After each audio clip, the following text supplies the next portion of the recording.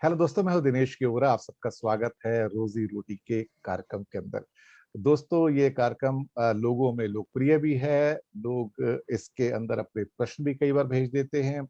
और चूंकि ये कार्यक्रम आपकी रोजाना की जरूरतों से ताल्लुक रखता है कि कैसे सरकारी नीतियां या मार्केट्स में जो कुछ हो रहा है वो आपकी पॉकेट कैसे हल्की करने जा रही हैं, और हमेशा की तरह इसके ऊपर डिस्कशन करने के लिए हमारे साथ हमारे आर्थिक विशेषज्ञ, हमारे मित्र श्री नयन भाई पारिक जी। नयन जी, स्वागत है आपका। Thank you so much Dinesh ji. अब मुझे लगता है कि आप विदेश यात्रा से आपकी थकान उतर गई होगी, मुझे ऐसा बिल्कुल लग रहा है। हाँ, बिल्कुल बिल्कुल थोड़े थोड़े फ्रेश भी लग रहे हैं। फ्रेश हो और गया। हमें सुनने में आया कि आपको काफी यूनिवर्सिटी से आमंत्रण भी आ रहे हैं, कुछ टॉक शोज वगैरह की और कुछ की नोट एड्रेसेस के। तो ये बड़ी जी, प्रसन्नता की बात है एक्चुअली। थैंक यू आपके सो मच। आपको बहुत बहुत बधाई, अभिनंदन आपका। Thank you so much. दर्शक मित्रों, आज जिस विषय में बात करने जा रहे हैं वो विषय अभी थोड़े दिन पहले ही हुआ है, लेकिन इम्पोर्टेंट है। वो है एवरग्रांड का, जो कि चाइनीज कंपनी है, एक रियल एस्टेट की कंपनी है। $300 बिलियन का लोन, और कोलैप्स होती हुई नजर आ रही है। दुनिया उसके शॉक में थी। थोड़ा सा शॉक से निकलती नजर आ रही है। उसको लेमन मूवमेंट कहा जा रहा था, लेकिन लगता नहीं कि शायद वो लेमन मोमेंट बन पाएगा। और इसके साथ ही सेंसेक्स की उड़ान 60,000 तक पहुंची, यानी कि नई ऊंचाइयों पर। मुझे तो कई बार ऐसा लगता है कि ये सेंसेक्स कहीं स्पेस में ना जा रहा हो ऊपर, कहीं चंद्रमा के ऊपर इसकी लैंडिंग वगैरह ना हो जाए। तो लोगों को सावधान रहने की आवश्यकता है। और अगर टेल पीस में थोड़ा सा समय मिला तो एक आधा इशू हम और भी उठाएंगे। तो दोस्तों, पहला विषय जो हम लेंगे वो एवरग्रांड का लेंगे कि चाइना के अंदर इतनी हलचल क्यों है। हालांकि कुछ और विषय भी अब लेट हो गए हैं, क्रिप्टो करेंसी पे भी बैन आ गया उनका। उसके साथ ये एवरग्रांड का भी प्रॉब्लम हुआ है। कुछ टेक कंपनियों को भी, जो एड टेक कंपनी, उनको भी वो किल कर रहे हैं।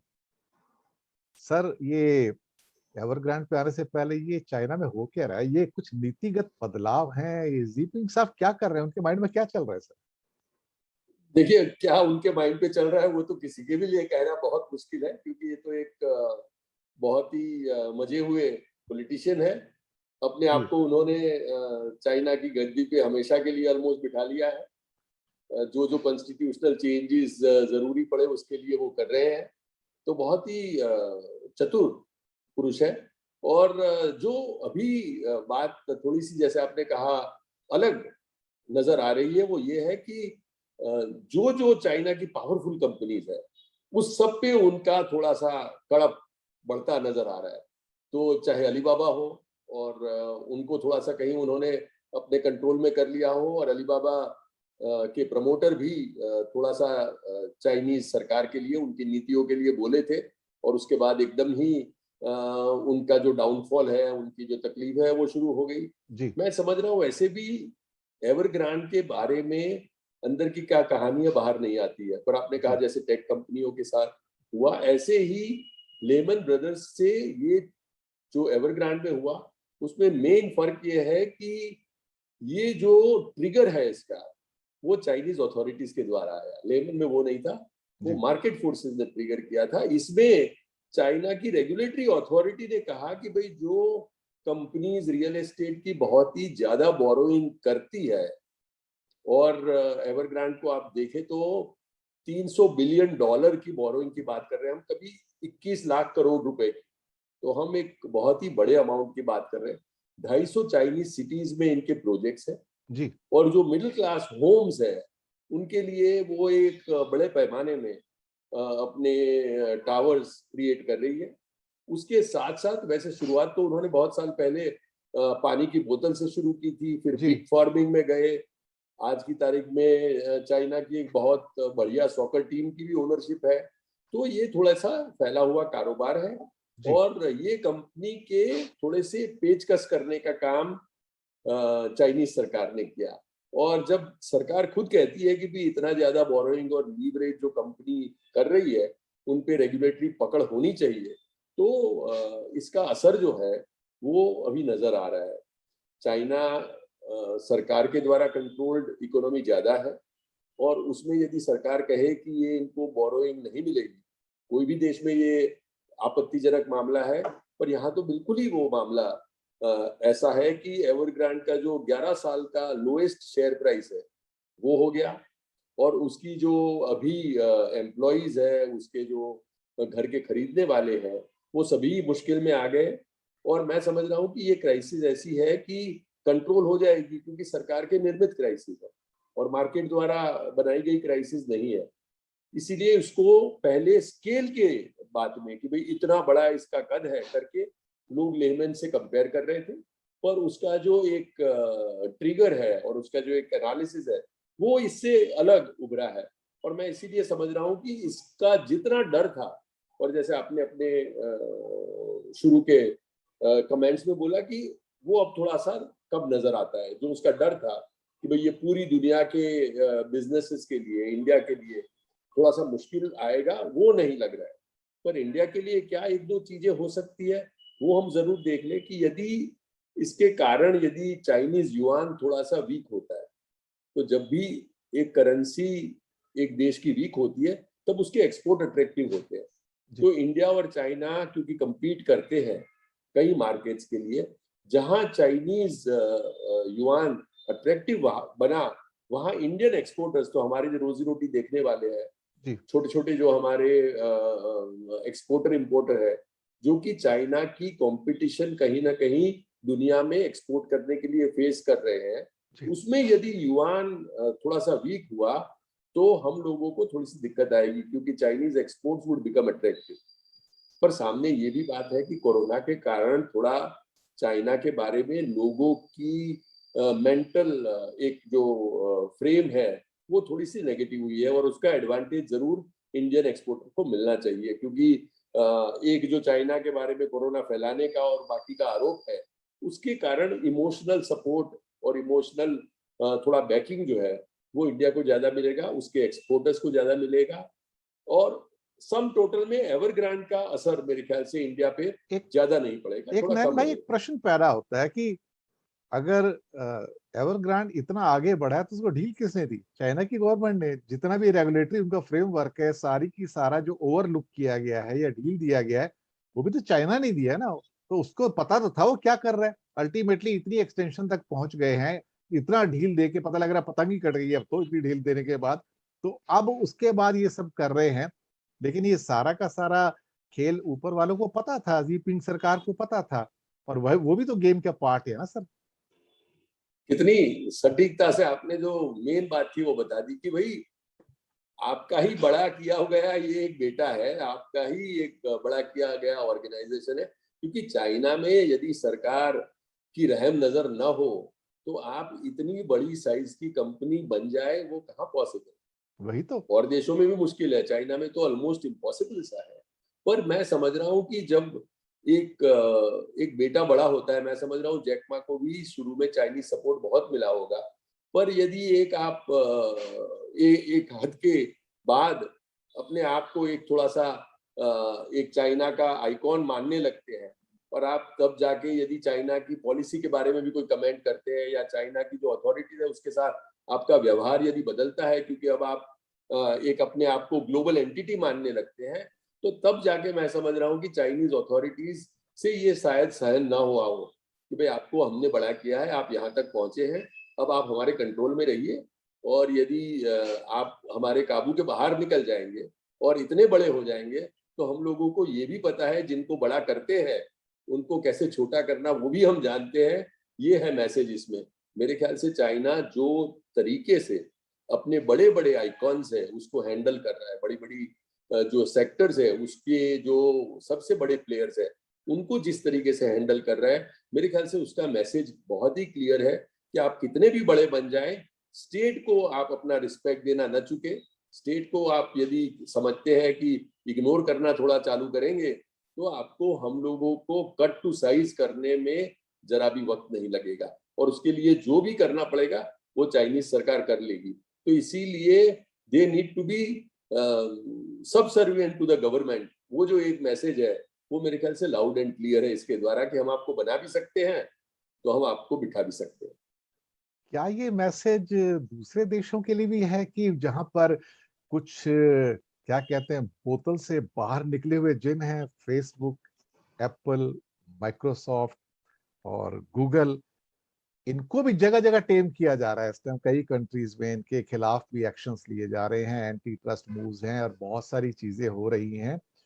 तो क्या ये इंडिकेशन अमेरिका के लिए भी है जिनपिंग की ओर से कि if I can cut them to size, you should also try to do it, because they are trying to gallop the things all over the world, और उनके ऊपर टर्म्स डिक्टेट करने की कोशिश कर रहे हैं, खास तौर से गूगल जैसे और एप्पल जैसे और माइक्रोसॉफ्ट और फेसबुक जैसे जो जायंट्स हैं। तो हो सकता है उनके लिए भी एक सटल मैसेज हो कि आप अमेरिका से बड़े नहीं हैं या आप स्टेट से बड़े नहीं हैं। Don't try to become a non state actors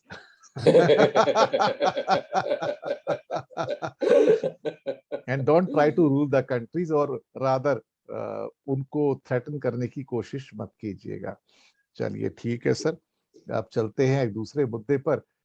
तो अभी तो हमारा जो सेंसेक्स है 60,000 की उड़ान भर चुका है, तो अब लगता है ये आउटर स्पेस में जा रहा है।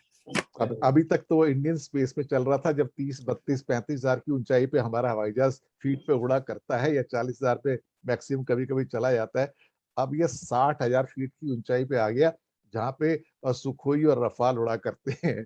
तो तो यहाँ पर एक लोगों को सिंगल सीट बेल्ट नहीं, डबल सीट बेल्ट बांधने की अब जरूरत है। हालांकि कहा जा रहा है कि 5 साल में 1 लाख हो जाएगा। चलिए हो जाने दीजिए, बड़ी खुशी की बात है। लेकिन खतरे क्या क्या है सर इसमें? जरा कुछ ज्यादा तेज गति से ऊपर नहीं चला गया? इकोनॉमी तो इतनी तेज गति से बढ़ नहीं रही थी। इंडिकेशन कुछ लगते हैं कि थोड़े अच्छे हैं आने वाले दिनों के अंदर, लेकिन इंडिकेशन का मतलब रियलिटी तो नहीं होता ना। जमीन पर तो अभी उतना कुछ नहीं है ना। अगर आज आप कुछ बीज बोएंगे तो पेड़ बनने में 5 साल लग जाएगा, 4 साल लगेगा। आज अब इन्वेस्टमेंट की साइकिल को रिवाइज करना शुरू करेंगे तो 1.5-2 साल तक कुछ इन्वेस्ट होगा और उसके 2 साल बाद कुछ आएगा। तो 2025 को अनुमान लगा के आज से शूट अप करना सर, क्या क्या खतरे हैं सामने? अभी देखिए, अभी जो मकाम पे हम खड़े हैं और हमारे रोजी रोटी जो देखने वाले दर्शक है, उनके लिए यदि अभी एंटर करने की सोच रहे हैं तो खतरे ही खतरे हैं साहब। अभी जी तो आप उस वैल्यूएशन पे दाखिल होने का यदि सोच रहे हैं कि जो वैल्यूएशंस ऑलरेडी बहुत ही हाई मल्टीपल पे है, और जो हमारे हिस्टोरिकल मल्टीपल बने हैं उससे भी हाई लेवल पे जी है जी अभी। और अभी आगे आप सोच रहे हैं कि और 10,000 बढ़ेगा तो क्या सिचुएशन होगी, वो तो एक अलग ही है। मैं समझ रहा हूँ कि इसके साथ यूएस फेड का जो बात आई है और उसके 10 साल के जो बॉन्ड की यील्ड की बात थोड़ी सी आई है, वो सब इंडिकेशंस ऐसे हैं कि जिसके कारण मार्केट करेक्शन के मोड पे आ सकता है। जी तो मैं समझ रहा हूँ कि जो हमारे छोटे छोटे इन्वेस्टर्स हैं, वो यदि सोचते हैं कि कोई जो आने वाले आईपीओ है उसमें कर ले, या कोई अच्छी स्क्रिप्ट। अभी तो देखिए, मेरे दोस्त, एक कल उनका फोन आया कि देखिए ये मार्केट तो इतना बढ़ गया और मेरा तो इसमें से कमाना रह गया। तो मेरे लिए तो अपॉर्चुनिटी छूट गई, पर बोले आज मुझे आप 2-3 ऐसी स्क्रिप्ट बताइए जो मैं ले लूं, तो अगले महीने 2 महीने में फिर मुझे ये मतलब पश्चाताप ना हो, ये दुख ना हो कि मैं इस बारी भी ट्रेन चूक गया। तो क्या बोले बात। मुझे ऐसी, मैं आपको मिलने आता हूँ अगले वीक में, तो आप मुझे 2-3 स्क्रिप्ट ऐसी बताइए जो कि बढ़ने वाली हो। वरना ये तो क्या, मैंने जो भी पढ़ा, अखबार में पढ़ा, अपनी पोजीशन में तो 1 रुपया ना जेब में आया ना कुछ। तो वो यदि आप उस कैटेगरी में जहाँ की आप आज की तारीख में वो स्क्रिप्ट ढूंढ रहे हैं जिसमें आगे भी आपको एडवांटेज मिलेगा, तो वो बहुत ही खतरे वाली जगह है। अभी की सिचुएशन में ओवरऑल मार्केट में करेक्शन आने की संभावना ज्यादा है, पर लोग कंपेयर कर रहे हैं 2003 से 2006-07 की, कि भाई 2-3 साल एकदम तेज चली थी तेजी, और अभी भी जो है 2-3 साल और तेजी चल सकती है। तो अभी भी 1-2 साल और बढ़ सकते हैं, बढ़ भी सकते हैं, पर आपके पर रिस्की एपेटाइट है। आप यदि आपके पास 1,000 रुपया है तो उसमें से कोई अभी 10 रुपया 15 रुपया यदि इसमें डाले तो बराबर है। पर आप कोई सब्सटेंशियल अमाउंट इतने हाई वैल्यूएशन पे यदि शेयर मार्केट में डाल रहे हैं, तो आपकी रिस्क एपेटाइट बहुत हाई है, तो ही वो कर सकते हैं। तो मैं समझ रहा हूँ कि जो लग रहा है कि कोरोना अब टल गया, पर मुझे आज कोई बोल रहा था कि महाराष्ट्र में थोड़े से नंबर ऊपर आए हैं। तो मैं कह रहा हूँ कोरोना का संकट थोड़ा सा हम लोगों को कंट्रोल में लग रहा है, पर दोनों वैक्सीनेशन से जो इंडियंस अभी गुजरे हैं उनकी मेरे ख्याल से परसेंटेज कहीं 25% के आसपास है। तो अभी 75% हमारे इंडियंस हैं वो वैक्सीन दोनों शॉट नहीं पाए हुए। जो खतरे की घंटी है वो अभी भी आ सकती है। आगे दिवाली है, गुजरात में नवरात्र है, तो ऐसे वातावरण और ऐसे उत्सव होने वाले हैं जिसमें कि लोग और एक्सपोज होंगे एक दूसरे से। तो इसीलिए वो भी शेयर मार्केट की चाल को खराब कर सकता है।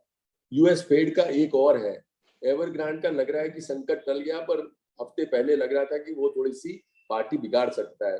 तो ये सब सिचुएशन इतने हाई वैल्यूएशन पे आप पर हावी हो सकती है। इसीलिए मैं समझ रहा हूँ कि ऊपर से आपके पास यदि कोई थोड़ा सा शेयर मार्केट में एक्सपोजर हो तो अभी निकालने में कोई बुराई नहीं है, और शायद फिर दोबारा एंटर होने का मौका मिलेगा, करेक्शन होगा। यदि मान भी ले एक बार, जो दिनेश भाई कह रहे थे कि भाई अगले 5 साल में 1 लाख का इंडेक्स आ सकता है, उसमें भी करेक्शंस आएंगे। ये मत समझिए कि सिर्फ उसकी ऊपर ऊपर ही चाल रहेगी। ये कभी कोई भी नेगेटिव, आज की तारीख में देखिए एक छोटा सा भी नेगेटिव कोई ट्रिगर आएगा तो उसका इम्पैक्ट ज्यादा होगा, क्योंकि हम लोग ऑलरेडी एक बहुत ही हाई एल्टीट्यूड पे चल रहे हैं, बहुत ही हाई वैल्यूएशन पे चल रहे हैं। रिजल्ट इतने अच्छे नहीं है जितने की मार्केट में भाव अच्छे हैं। इसीलिए जो मल्टीपल है वो थोड़े से क्रेजी से बिहेव कर रहे हैं। इस सिचुएशन में चलना संभल के। तो बिल्कुल जैसे आपने सही कहा, बिल्कुल सही कहा जी आपने। और अभी कल परसों ही मेरा आर्टिकल आया है इस मामले में कि बात सिर्फ कोरोना से खतरे की नहीं है, आंतरिक और बाहरी सुरक्षा के हमारे खतरे बहुत बढ़ चुके हैं इस टाइम। और ये खतरे अफगानिस्तान से निकल कर आ रहे हैं, और साथ में अब चाइना भी उनके साथ है, रशिया भी उनके साथ है, पाकिस्तान भी उनके साथ है। और जैसा कि आपने एक शब्द का इस्तेमाल किया, कोई भी एक छोटा सा ट्रिगर, और ये ट्रिगर अगर वहां से आया, कोई घटनाएं घटी, तो 60,000 को 50-45 पे आने में कोई बहुत ज्यादा समय नहीं लगेगा देखा जाए तो। इसलिए लोगों के लिए बड़ा संभलने का समय है। एक छोटा सा टेल पीस लेते हैं। हमारे प्रधानमंत्री जी ने जाके क्वाड की मीटिंग की और थोड़ी बाकी मीटिंग्स की वहां पर। लेकिन खबर ये निकल कर आ रही है कि बांग्लादेश की प्रधानमंत्री जब वहां पे थी तो उन्होंने यूएसए से फ्री ट्रेड एग्रीमेंट साइन करने की बात की है। और साथ में उनकी आज से जापान के साथ फ्री ट्रेड एग्रीमेंट की, जो लास्ट वीक भी हो रहा था, फिजिबिलिटी स्टडी स्टार्ट हो गई है। तो यानी कि कहीं ना कहीं हमारे पड़ोसी हमसे तेज गति से आगे बढ़ रहे हैं, और हम एलिफेंट की चाल से चल रहे हैं और वो टाइगर की चाल से चल रहे हैं, क्योंकि वो है भी रॉयल बंगाल टाइगर इस टेल पीस में जो बात कर रहे हैं।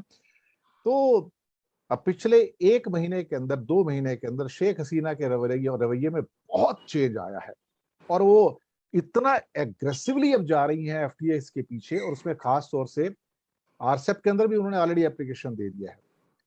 सर ये जो एक, क्या कहते हैं ना, एक कहावत पुरानी है, वो तो खैर बुरे संदर्भ में है, लेकिन ये अच्छे संदर्भ में कि कौवा चला हंस की चाल। तो यहां पर क्या है कि बांग्लादेश चला वियतनाम की चाल। ये ये अच्छे सेंस में है। तो ये क्या गुत्थी है सर, एकदम से ये परिवर्तन कैसे आ गया कि Bangladesh is going as fast as Vietnam? बिल्कुल। और बांग्लादेश की तो क्योंकि हमने चर्चा अपने अगले एक रोजी रोटी के एपिसोड में कर दी थी जब इन्होंने साइन किया था, तो इसीलिए मैं ये सवाल को अपने इंडियन कॉन्टेक्स्ट में ले आना चाहता हूँ कि वो तो फास्ट चल ही रहे हैं, पर हम लोग कैसे फास्ट चले।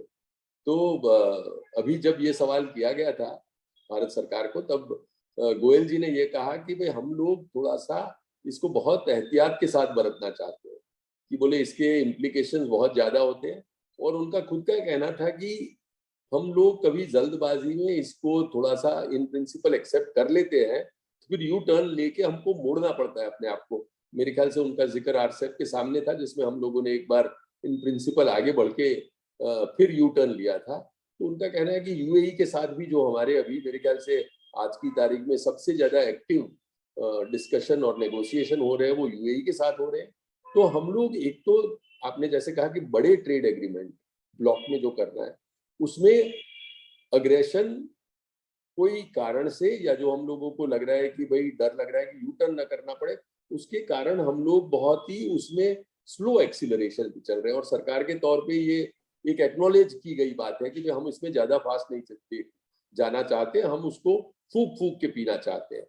तो ये तो एक बात हुई, पर सामने आप यदि ऐसे बड़े ब्लॉक्स में एंटर नहीं होंगे तो उसका जो खामियाना है वो आपको, एक जो उसका नुकसान है वो आपको जरूर भुगतना पड़ेगा। स्पेशली क्योंकि जो आसपास के बाकी के नेशंस हैं वो तो फटाफट जाके कर लेंगे, फास्ट जाके कर लेंगे, और उसमें हम लोग यदि स्लो पड़ेंगे तो हम लोगों को जो भी उसका नुकसान है वो भुगतने की तैयारी रखनी पड़ेगी। हम लोग कह रहे हैं कि उसको हम लोग इंडिविजुअल नेशंस के साथ एग्रीमेंट करके कॉम्पेंसेट करना चाहते हैं। वो एक तो एक एक नेशन के साथ करके ये पूरी माला बनाना मुश्किल है, और इसीलिए सभी लोग ब्लॉक में जाके अपने आप को वो ब्लॉक में मेंबर बनाते हैं। पर यूएई के साथ भी हम देख रहे हैं कि बहुत टाइम से कर रहे हैं, पर मामला थोड़ा सा हर रोज कोई ना कोई कॉम्प्लेक्सिटी का टर्न ले रहा है कि हम लोग अब सोच रहे हैं कि यूएई में यदि करेंगे तो उसका पॉइंट ऑफ ओरिजिन क्या, क्योंकि पाकिस्तान से कई बार इंपोर्ट एक्सपोर्ट जो इंडिया के साथ होता है वो सब यूएई के थ्रू होता है। तो अब कोई वो परसेंटेज करने की बात है कि एटलीस्ट 35% वैल्यू एडिशन यूएई में हो तो ही वो ट्रेड एग्रीमेंट के अनुसार कम ड्यूटीज का एडवांटेज इसको प्रोडक्ट को मिलेगा। तो मेरे ख्याल से उसमें भी एक बहुत ही कॉम्प्लेक्स हम लोग अग्रीमेंट करने की कोशिश कर रहे हैं, और उसमें भी इंडिविजुअल जो कंट्रीज के साथ हम लोग बात कर रहे हैं उसमें भी वक्त लगेगा। तो मैं समझ रहा हूँ कि यदि आप उसमें जल्दबाजी में कोई गलती नहीं करना चाहते हैं तो वो समझ में आता है, पर सामने यदि हम बहुत धीरा चलेंगे तो हम लोग जो गवाएंगे उस पर भी ध्यान देना जरूरी है। क्योंकि यदि आप बहुत धीरा चलेंगे तो वो तो उसका डिसएडवांटेज है ही, क्योंकि आप जो वक्त उसमें आपने गंवा दिया वो तो गंवा ही दिया। टेक्सटाइल में जैसे आज बांग्लादेश और बाकी के जो देश है, वियतनाम, वो इतने आगे बढ़ चुके हैं, श्रीलंका भी, कि हम लोगों के लिए उसको कैचअप करना बड़ा मुश्किल हो बहुत रहा है। मुश्किल है। तो इसीलिए I think at times best is enemy of good, हमारे यहाँ कहते हैं कि आप बेस्ट चीज करने की कोशिश में जो गुड है उसको भी ना छोड़ दे। तो अपने आप को एक बहुत ही एक आदर्श अग्रीमेंट की ओर ले जाना इतना जरूरी है, पर साथ में स्पीड भी मैं समझ रहा हूँ इतनी ही जरूरी है। Let kind of best not be enemy of good. मैं तो हमेशा ये कहता आया हूँ, आपकी बात बिल्कुल वाजिब है और सही है कि हम एक दर्शक मित्रों जल्दी एक एफटीए के ऊपर डिस्कशन करेंगे, एनलार्ज डिस्कशन करेंगे। खासतौर से मुझे बहुत बार लगता है कि छोटा सा मैं एक ऐड करना चाहूंगा कि यूरोप के साथ जब भी समझौते की बात आती है, दो मुद्दों पे बात अटक जाती है, और वो दोनों मुद्दे इतने बड़े मुद्दे नहीं है जो इंडियन मार्केट को स्वैम्प कर दें। एक शराब का मामला है।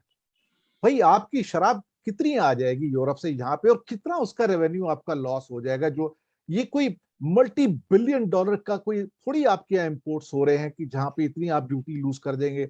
और सपोज करो आपने 1-2 बिलियन लूज कर भी दिया तो इंडिया जैसे देश में कोई अमाउंट है ही नहीं, पीनट्स है।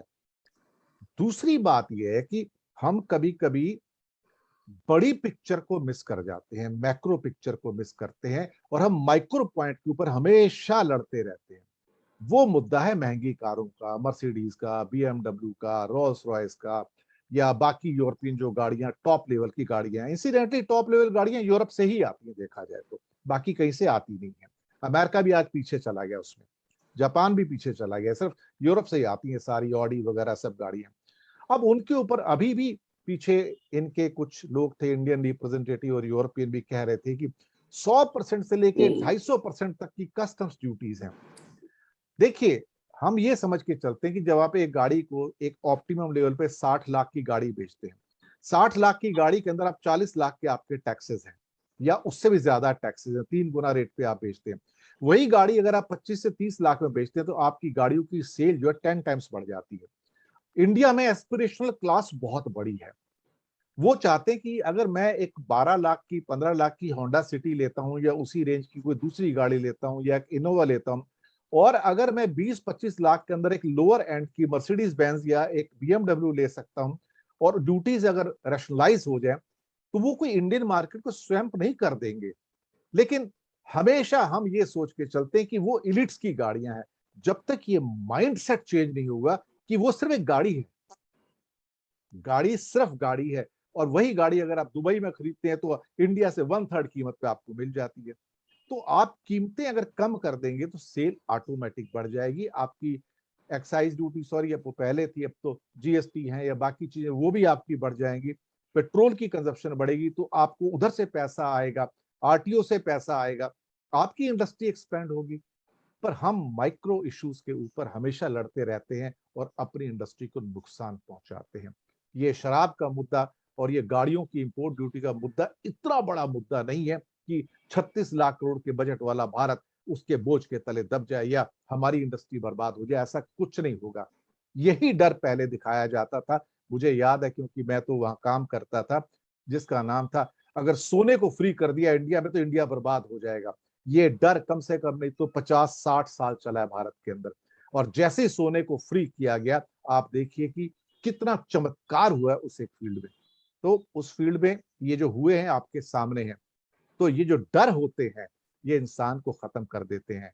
What wins you in this world market is your courage and rationality, not the fear what you presume that it might happen, which may not happen actually. खैर, इन्हीं शब्दों के साथ दोस्तों हम लेंगे विदा और नयन जी का करेंगे हम शुक्रिया अदा।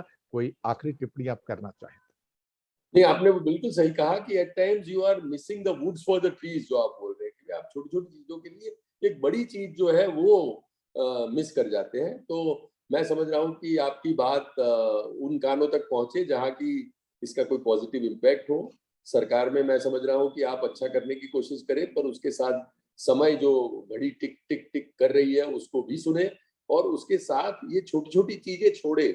You have to kind of win the war and lose the battles at times.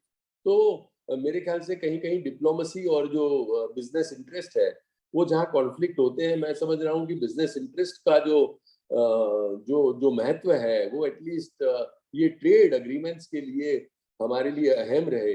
बाकी के जो माइनर इश्यूज है और बाकी के जो डिप्लोमेसीज के इश्यूज है वो कहीं और अपनी जगह पे रहे, और सिर्फ हमारा बिजनेस इंटरेस्ट, हमारे जो रोजी रोटी के दर्शक है, हमारे जो एसएमई एंटरप्राइज है, हमारी जो इनफॉर्मल इकोनॉमी है, उनको जिससे मदद हो, उनका एक्सपोर्ट जिसके कारण बढ़े, उनके घर में जैसे अच्छी रोटी आए, उसके लिए जो मेहनत करनी पड़े, उसके लिए जो ट्रेड एग्रीमेंट करने पड़े, उसमें सिर्फ सर्वोपरिता हमारे इंडस्ट्री की हो और डिप्लोमेसी उसमें बैक सीट ले, तो मैं समझ रहा हूँ हमारे ट्रेड एग्रीमेंट जल्दी से जल्दी साइन होना शुरू हो जाएंगे।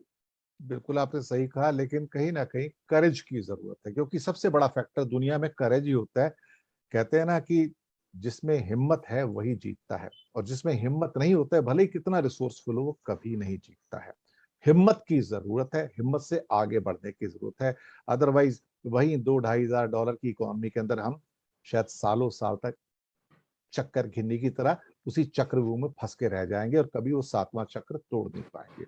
इन्हीं शब्दों के साथ दर्शक मित्रों हम लेंगे विदा। शुक्रिया अदा करेंगे नयन भाई का कि वो हमारे साथ हर हफ्ते थैंक यू आते सो मच हैं विनीत और जी। आपका क्या कहते हैं कि सारे प्रश्नों के जवाब भी देते हैं और उसके ऊपर प्रकाश भी डालते हैं। तो मिलते हैं बहुत जल्दी आपसे अगले एक विषय के ऊपर, बहुत जल्दी नए मुद्दे पर नए मेहमान के साथ। तब तक हमें दीजिएगा आज्ञा। धन्यवाद आपका।